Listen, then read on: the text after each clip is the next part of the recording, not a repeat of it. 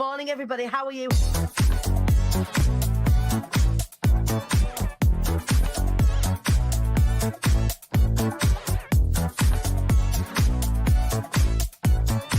The devilishly handsome Ian Dixon. Good morning, sir. Shut up, for fuck's sake. Jesus.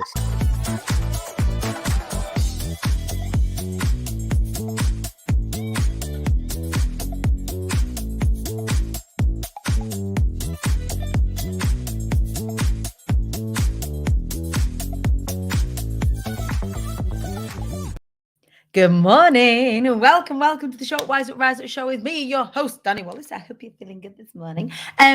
So Wise Up Wednesday. I'm going to talk to you about vision boards this morning because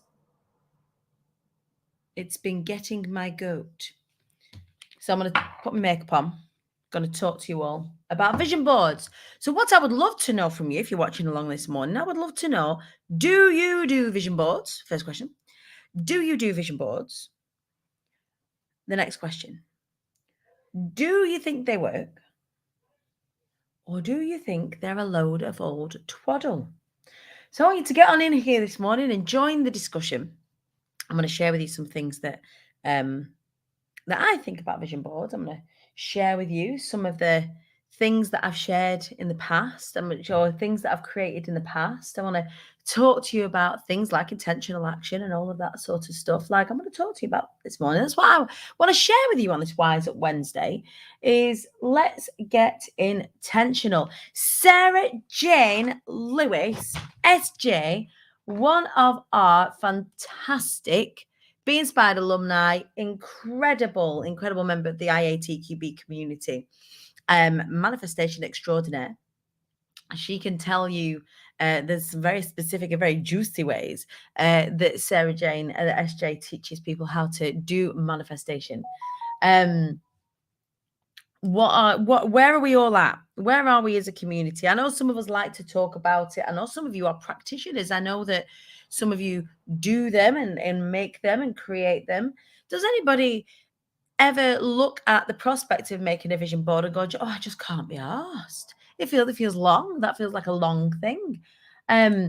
What you're saying, so Jess Roper doesn't have a vision board, and what she's saying is that they can work or help as long as action is taken. And therein lies the key, I think. So, Alison, good morning to you. They're a useful tool to hack your subconscious and get it working for you rather than against you. I'm here with you on that. Look, I'm getting excited. I'm pointing at you with my foundation brush. I've done a vision board, Charlotte Clark saying, when I reviewed a while ago, I was surprised by how much I achieved. Interesting. I'm currently sat in the 5-bedroom house that you manifested. Well done, you. I am. If we swap out the word manifesting for achieving, if we swap out the magic for the practical, actually, it's just a list of goals, isn't it? It's a list of goals. And what is anything in business if not a series of actions that you take in order to achieve a certain outcome? It's like setting your sat nav so that your Google Maps or whatever it is that you use, Waze, or there are other GPS systems available, satellite navigation systems available. But if you do not set a destination, you are literally pissing in the wind with regards to your the direction of your business or indeed your life, depending on what it is that you put on there. And what I mean by what I'm saying is that you might prescribe to different ways of thinking about vision boards, whether it's you aligning with the universe, whether it's you aligning with your own intentionality, whether it's you tapping into the magic of whatever it is, or the tooth fairy or Father Christmas or whatever.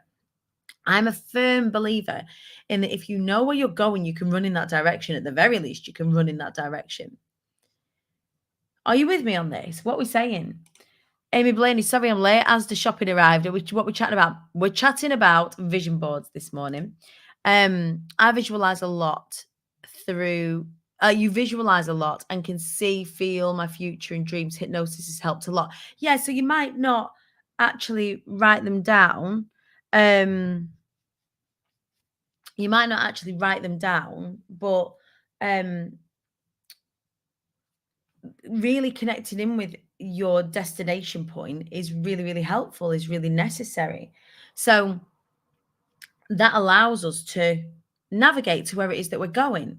So imagine as I'm sat here and I'm in Preston, I'm going to get in my car and I'm going to start driving with no destination in mind. I could end up in Scotland or I could end up in London. Like that's a whole country versus a city. I could end up in Aberdeen or I could end up in London, right? And London might not be actually where I really, really want to end up.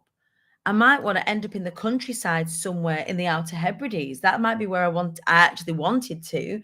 But because I didn't set that as the intention for the direction that I was running in or driving in or cycling in or flying in or whatever, I am not going to end up there. So I hope this morning I'll give you a little bit of a compelling argument for a vision board as opposed to me being one of those persons that are going, the vision board, they don't work. And some of you will have put things on vision boards and go, right, well, I've put it on the vision board now. Now what? What will I'm just going to call it in, right? Me and my team have this practice that when we're talking about our goals, we'll put our hands up and go, we'll put our hands up and say we're good people doing good things. Give me 1 second because we were meant to have a guest on this morning and I am going to pop a link for the StreamYard because for some of you, manifestation or vision boards or on your vision boards are houses. And I wonder if our potential guest is watching along this morning. I think we've had some cross wires. So I'm going to invite her and see if she can join us because let's talk intentional action. Let's talk about property. If we're able, if I can get this person to join us, then this is going to be awesome because I want to help some of you out with your vision board accomplishment this morning. I'm just going to send him a little voice note. I think we've had some cross wires, Sweets, because I've just got you booked in on the show. I've just sent you the link. If you want to join us, feel free. So there we go. It's our lovely Emma Morby, who is a property expert. And I think that I've not communicated very well because I'm a turd. I'm quite happy to put my hands up and admit that. And I think if she can join us, then that'd be incredible because I know some of you have houses and property on your vision board. And you need to know Emma when it comes to things like that because she is an absolute genius at property portfolio creation. And let her see what she says. I'm doing this live because, like I say, I want to help as many of you as I possibly can. So let's see if she joins us. If not, we've got stuff we're already on with, so it's all good. Right, so completely agree. You need direction to focus your action. Yes. So let us not lose sight of the fact that intentions plus intentional action equals outcomes. And the thing that I keep being reminded of, excuse me for rattling around. Oh, she's there. I can see her, Emma. Good morning. Give me 1 second. I'll bring you on through.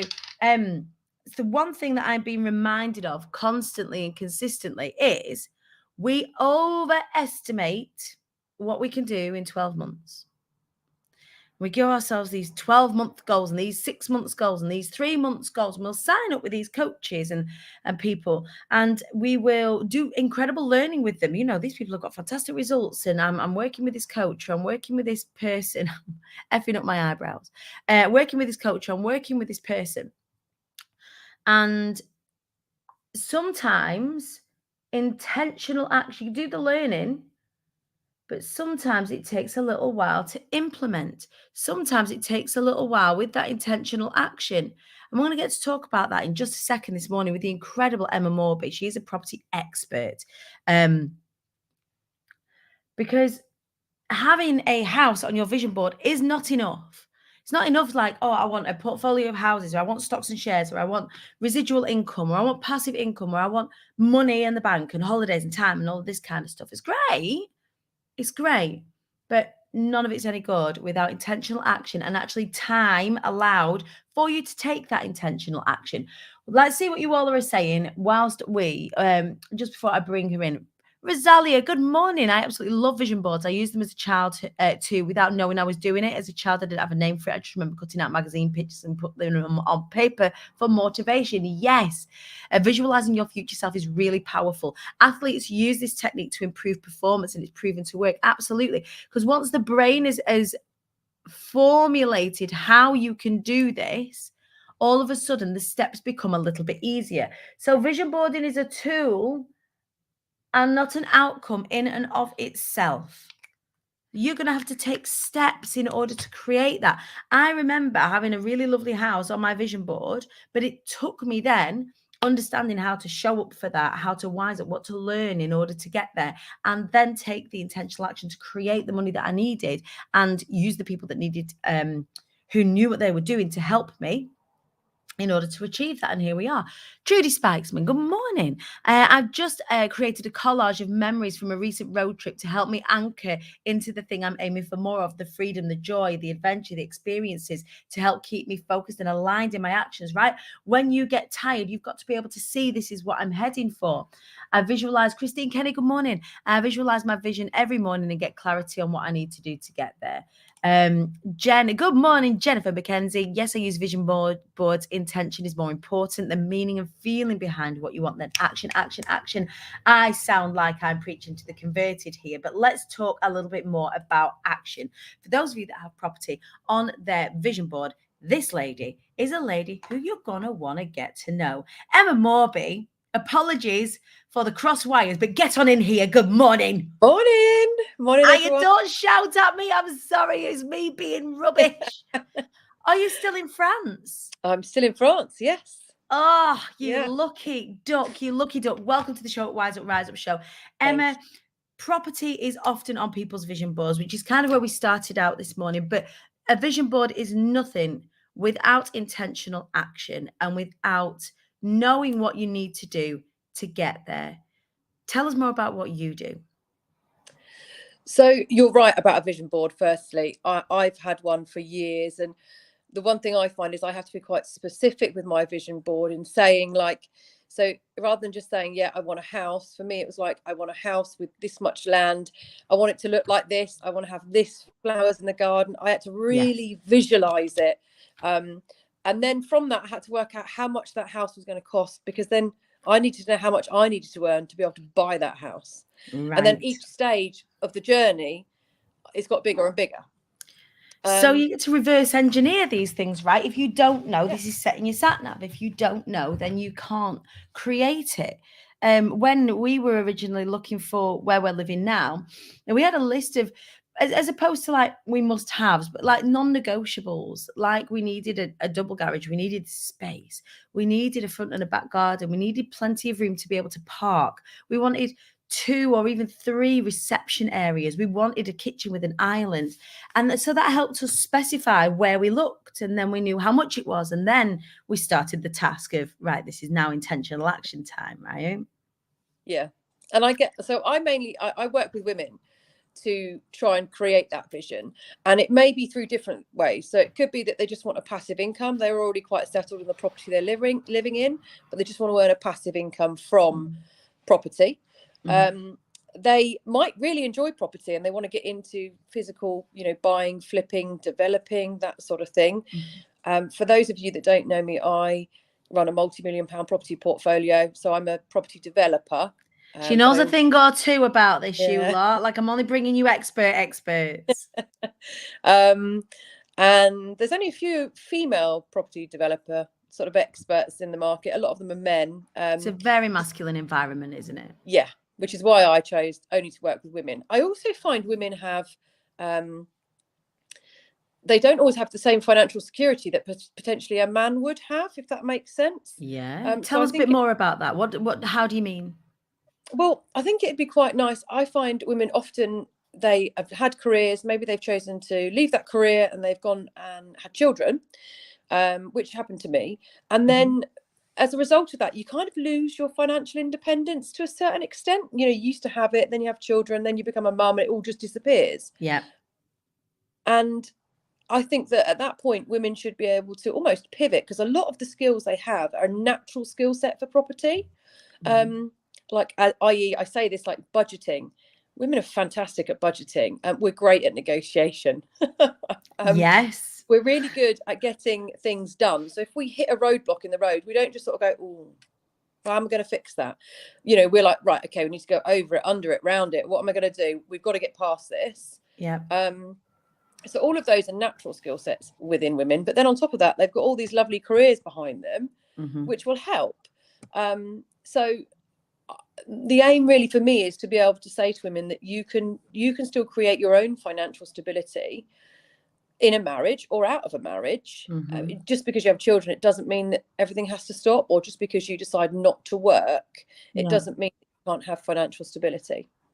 I think the thing is, I think for many people is that property has become a scary conversation in the media, especially right now. Oh, we're heading into a recession and all of this sort of house prices have been high. Are they going to go down? Do we know? We don't know.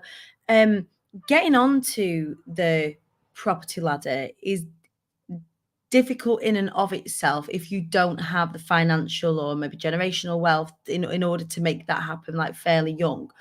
So when it comes to us, our demographic tends to be sort of between 25 to 60, but predominantly 30 plus to 55 is our sort of audience, our community age. When we kind of get to that sort of 30, 35, 40, 45 situation, having a property portfolio seems daunting. Like, if times are already like at a stretch, how do we go about entering into the property market or building a portfolio when it feels a million miles away? How can we bring it closer to us, Emma? Yeah, so this is one of the biggest questions I get asked by women.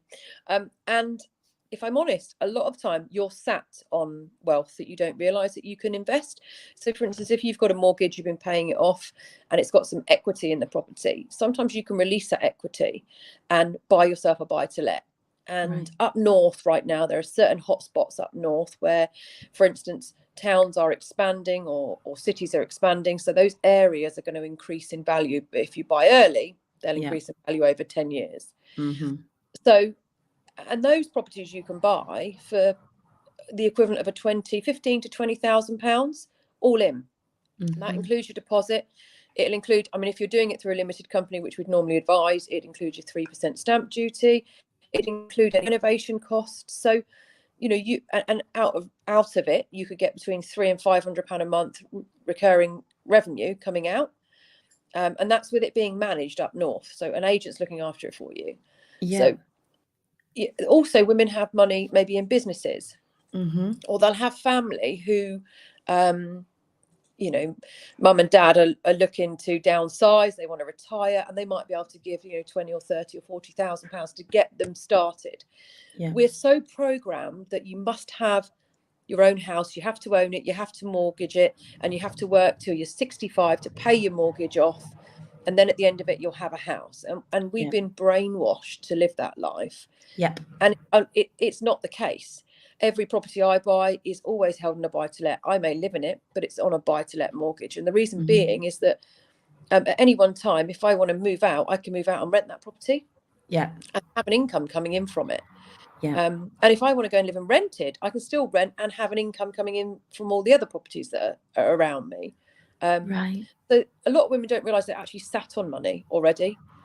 Yes. And I think that, again, when it comes to property particularly, and if your experience is just your residential mortgage that you've had, it does feel very far away. Now, lots of businesses within the IATQB. Now, I know some of we're very blessed in this community that we have startups, people who are just starting out or even at fruition, but we have multiple 6, 7, 8-figure earners that are part of this community as well, who don't have a property portfolio because they feel like it's such a a difficult thing to do. I've got to pull that money out of my business, and then if I pull that money out of my business in order to create this property portfolio, then I'm going to be paying double the tax, or that the tax situation starts to be messed around, and they're worried about floating the boat. And I guess this is kind of where you come in. Your area of expertise is this. So for the scared, for the people who are, or it's on my vision board to have a property portfolio, actually having a conversation with somebody like you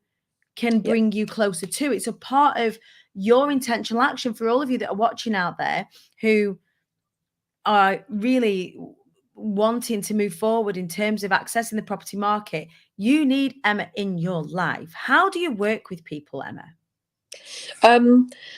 Initially, so I only work with a small select number of women a year, which makes it pretty tough to work alongside me, unfortunately. I'll say that now. But we have sort of a beginner's 6-week program where they can come in and they can learn the basics of property, because whenever you start out property, you need to understand the basics, because when you get to me, I'm going to be using terminology, and if you've never heard of it, you'll be like, very daunting. Can you explain that? And that takes up a lot of time.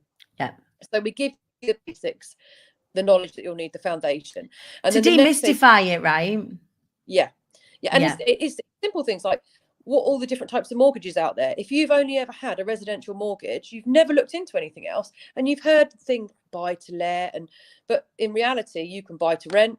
There's so many different types of mortgages out there, rent to buy, etc., etc. So from my point of view, it's just learning what the difference is, but on a real basic level, not to kind of confuse. And then the next stage would be kind of getting you through that journey. So you start off at learning more in depth about how property works, how the property market works, what's available on different funding, because a lot of it you can get funded a lot. If you want to do it as a career, you can find investors, and there is a lot of money out there at the moment where people would be willing to invest if you're willing to do flips and that sort of thing. And then eventually you can get up to development stage. I'd probably say if you're looking to do a hands-off portfolio, development probably isn't the one, because you do have to be pretty hands-on for that. You've got to be in there coordinating, right? That's a whole project in and of itself for each time you do it. But a lot of it starts with learning the basics. Where do I find these properties? What is a hot area right now? And actually, what's the best mortgage for that? And these are all questions that people ask. So we kind of weave them through. And the course can take anything from 3 to 6 months. And there's a lot of, we literally give you every bit of information. We'll run through plans. So for instance, if you're looking to do an extension, a lot of people have never done one. So they'll think, okay, I'm going to do an extension on that house and make it a 3-bed, which will give me more of an income. But I don't understand about elevations, floor plans. So we run through all of that. So when you actually permission, even some people don't even realize they've got to ask permission to do these things. So they'll start to do the build, and then all of a sudden they're being shut down by the council. They're having to have the constructions taken down because they've not educated themselves in the area. Oh, I'll just call some builders and get a quote. Nice one. So it's all those sorts of things we run through, and we give them a real in-depth. And the ultimate aim really at the end of that is that we have got you on your buy-to-let ladder. We have found something together for you to be able to move forwards. And then once you have that blueprint, it really is just a case of rinse and repeat, rinse and repeat, rinse and repeat. And you'll be in a position where, you look back in 4 or 5 years, your property you brought, if you brought it in the right area, has increased in value anyway. And people always say to me, but it's the top of the market, property's going to cap out. And the simple fact is, if you buy in an area where it's low cost, and I use Margate as this example. So Margate is a low cost area. They were building HS1. So I could have bought something in Margate for probably 30 or 40,000 before HS1 was done, a flat.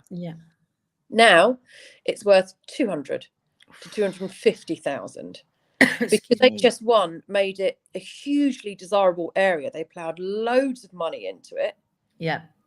So if you buy in the right area, not only can you make your portfolio jump really quickly, but also, and then you take the money out basically and then reinvest it. But also it becomes a pension pot. So you can retain that and put it in trust for your kids. And then we start to get away from it. And sometimes I think for lots of you listening out there, creating things like generational wealth, or creating things like putting things in trust for your kids, or, you know, creating wealth as opposed to living just paying your bills month on month, feels like a million miles away. But it's an education thing as opposed to a even a class thing. The more, if we look at the concept of showing up, wising up and rising up, if rising up is the vision board and rising up is I want a portfolio of properties, and I'm going to show up for it every day. I'm going to show up for it. But if you don't know what you need to show up for, if you don't know what the steps are, if you don't know how much you're going to need, then you can't show up for it. You can't take that intentional action.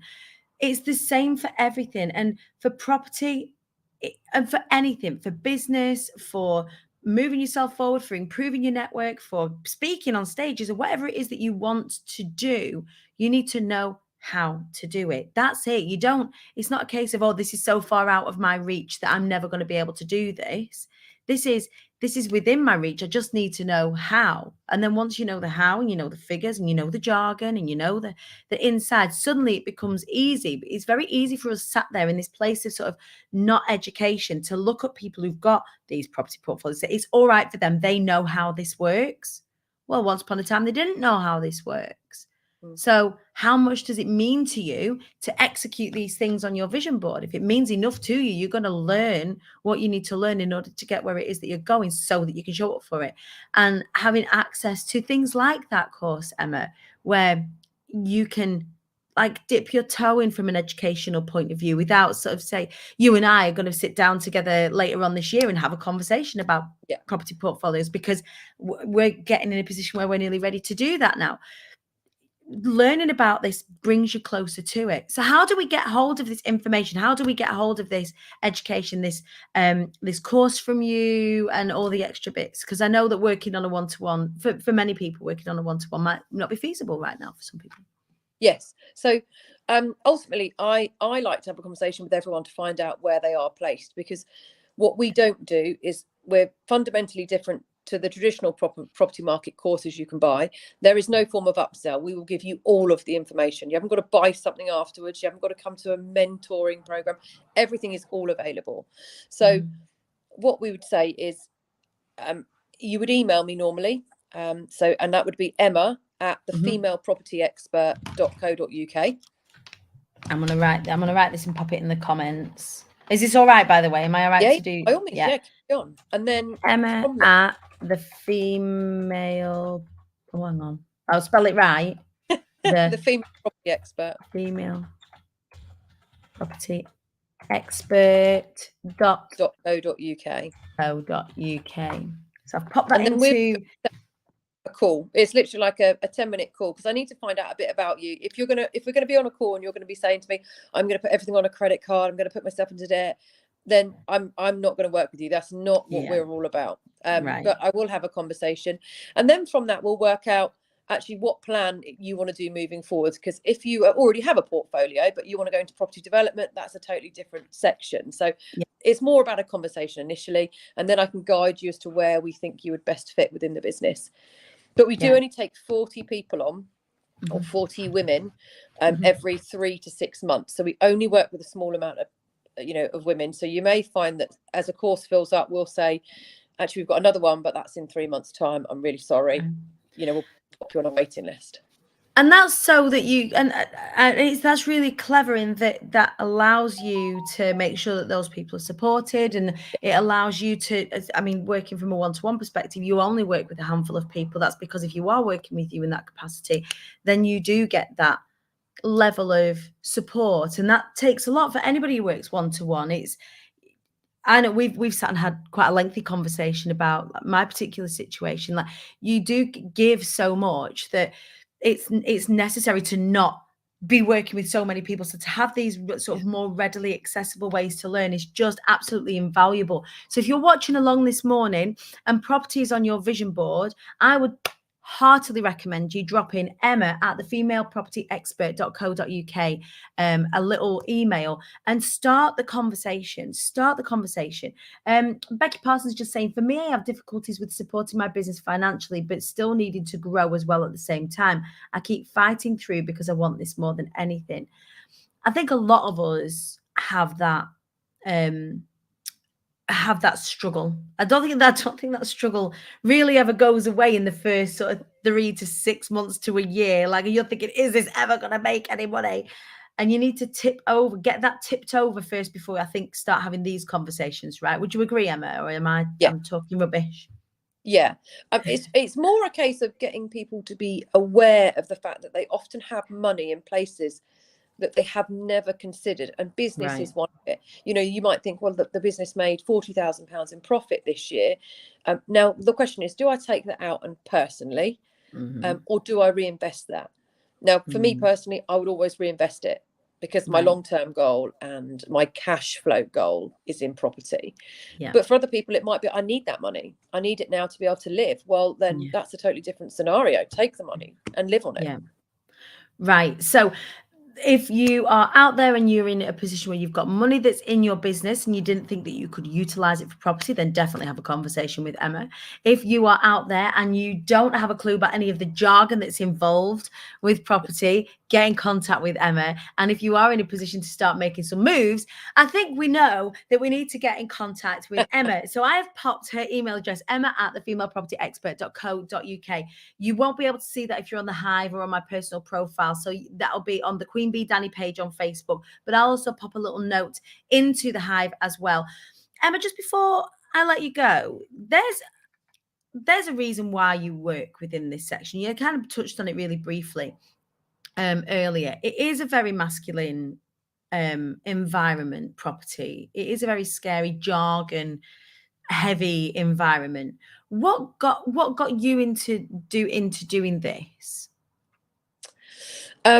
I have a love of historic buildings, and I've always worked within property in the sales and letting sector. So that was kind of, and I used to watch people, turn houses into these beautiful, really beautiful, elegant homes. So I always loved property, but I was in a particularly difficult marriage. I'm subsequently divorced now, so life's much better. But when I left with literally 4 bags of clothes and my children, and that's how I found myself having to rebuild again. And that was 3.5 years ago. And without having the property knowledge that I'd learned and grown and having a small portfolio behind me, I couldn't have rebuilt. And it made me realize that actually the one thing I want to do is make sure that every woman that might feel trapped or in the position that I was in, they could just leave and restart again. And I left with no money behind me, none. Right. So I used investor money, someone else's money, to make my property come true, and a lot of banks' money, quite frankly. But you already had an in-depth knowledge, having been in property and having a portfolio already and what have you. And I know for one of the reasons why, when we met and we sort of instantly clicked, is we started to talk about, the Fly Anyway Foundation, and eventually we will have a portfolio of properties by means of refuge for people eventually down the line. And of course, we'll be working with you more closely when it comes to creating all of that. But when you've had that experience, and in a very similar way to me, when I had that experience such a long time ago, I didn't have that knowledge. So we had to really spend a lot of time from the ground up, from homeless up, to finally get here. Now, that took us 12 years. If you've got this knowledge in your pocket, it doesn't have to take you a decade to come back from a potential curveball. It shouldn't have to take you 10 years to come back from a potential curveball. And the reason why I'm bringing Emma in to speak to you guys is these curveballs happen all the time. We're not always in retrospect. Like some of this will happen to somebody out there watching this, and God forbid. And to be able to have a platform whereby we can share that education, that knowledge with you, so that it doesn't have to take you 10 years to rebuild, is so, so, so important. Would you agree, Ems? Yeah, I think I had to learn it. And it took me a long time, and many a mistake along the way. What I would say is that if I could give someone all of that knowledge, and it does take time. So people go, well, that's quite a long course. And you're like, but it takes a long time to learn it. Learn the thing. I condense a year's worth of learning into like 3 to 6 months. So, but once you've got it, it's a blueprint. It's there. It's available. It doesn't change. Yes, mortgages change, but you will know that because you'll be in it, listening to it and being aware of it. So I just like to give you a faster version. Yeah. Accelerate yourself, I suppose, into a different position. Exactly that. And it might then only take 2 or 3 years as opposed to 10 years or even 6 months, or even you might just have a fuck off fund there or a fuck off gaff there that you can just get into. And the more people that have that available at their disposal, the better and the safer we all are. So Emma, thank you so much for the work that you do, particularly for women in the property industry. More of us need to be taking up space there, as indeed taking up space everywhere. If you do have any questions for Emma, please do field them into the hive, and we'll try and answer them or try and signpost you in the right direction. But Emma, thank you so much for spending some time with us this morning. Thank you. You're an angel, and I'm so sorry for the cross wires. I'll slap my wrist. It's all my fault. I'm so sorry. I'm dead nice though. I'm a nice knobhead. Is it warm in the UK at the moment? Because out here it's 36 degrees. It's not 36 degrees. We're circling around the 22 to 25 mark. So we're comfortably sunshiny, a little bit. We're feeling the summer. We're definitely feeling the summer. Lovely. I've got my weatherboard behind me. Whereabouts are you? You're in France, so you're represented up here with a little Scorchio. But we've got a little bit of Scorchio going on all over here as well. That's where we are. Thank you so much for joining us, Emma Morby. Enjoy the rest of your time in France, and I will see you really soon. Thanks. That was Emma Morby, everybody, the female property expert. The reason why I bring these experts to you when I'm able is to help you with the wising up of the show up, wise up, rise up situation. To give you a little insight. Wait there. I got something to show you before I scoot off. This here is what I've been working on. So when I say do vision boards work, or are vision boards the one for you? I work to one, but on them are really intentional actions and outcomes and extra bits and pieces. Now, this is one from my incredible cousin, Sarah Stone, who has an incredible method of vision boarding based on feng shui principles. Like I'm gonna take everything. I'm gonna take all of the concepts and bring them all together. So there's all different sorts of potential outcomes within that vision board. So you've got sort of joy, you've got family, relationships, recognition, you've got abundance and money, you've got travel, you've got influential people. All of that is on there. So I really drill down, which helps me take that intentional outcome. Interestingly, the intentional action. Interestingly, the things that are on there, I only did this. This remained blank for ages and ages and ages. And I did this just 3 or 4 weeks ago. Sat down, gave myself an entire evening to really work out what are my intentions, what am I visualizing here, what do I want, and just by getting really, really clear on it, instead of having this sort of big, wider vision, being really intentional in the detail of it as well, has allowed me to take action in ways that I never thought possible. So yeah, do go and check our Sarah Stone out for that. And of course, for all things property, check Emma out. Thank you for joining me today on the Show Up, Wise Up, Rise Up show, helping you show up, wise up, and rise up. We will be hanging out together again on Friday to celebrate our week. I hope you enjoyed our conversation today. I will catch you later on. Take care.